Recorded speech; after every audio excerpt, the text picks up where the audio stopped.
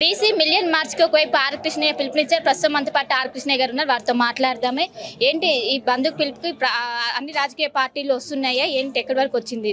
ఇప్పుడు అన్ని బీసీ సంఘాలు వచ్చి బంధు పర్ సోషల్ జస్టిస్ న్యాయం కొరకు బంధు అని డేట్ కొద్దిగా మార్చాము. అన్ని సంఘాలు వచ్చాయి.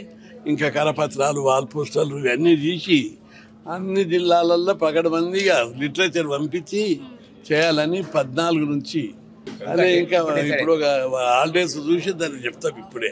అందుకే కొద్దిగా ఆగమంటున్నాం. సో రాజకీయ పార్టీలు మద్దతు తెలుపుతున్నాయా? వాళ్ళు ఇవ్వకపోతే భర్తం అన్ని పార్టీలు బీసీల మీద ఎవరు ప్రేమ ఉన్నా వాళ్ళందరూ ఇవ్వాలి. రేపు రాష్ట్ర ప్రభుత్వం కూడా సుప్రీంకోర్టుకి వెళ్తుందంటూ కూడా ఇప్పటికే స్పష్టం చేసింది. దీనిపైన ఏమంటారు? మంచిదే. సుప్రీంకోర్టులో కూడా పోయి అనుకూలంగా పోతే తప్పేం లేదు. అక్కడ కూడా ఫైట్ చేయాలి.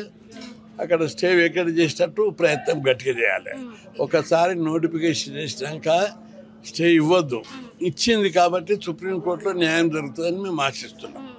ఇంకోవైపు పార్టీ పరంగా 42% రిజర్వేషన్ అంటే ఒకవేళ ఇది అసాధ్యం, ఇది సాధ్యం కాకపోతే ఇది చేస్తామంటూ కూడా ప్రభుత్వం యోచనలో ఉన్నట్లు కూడా బయటకు వార్తలు. పరంగా ఒప్పుకునే ప్రశ్నే లేదు.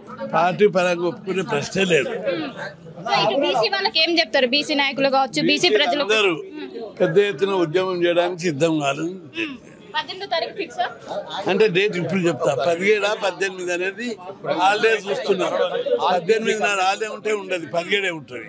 హాలిడే లేకపోతే 18 ఇప్పుడే చెప్తా. అది తర్వాత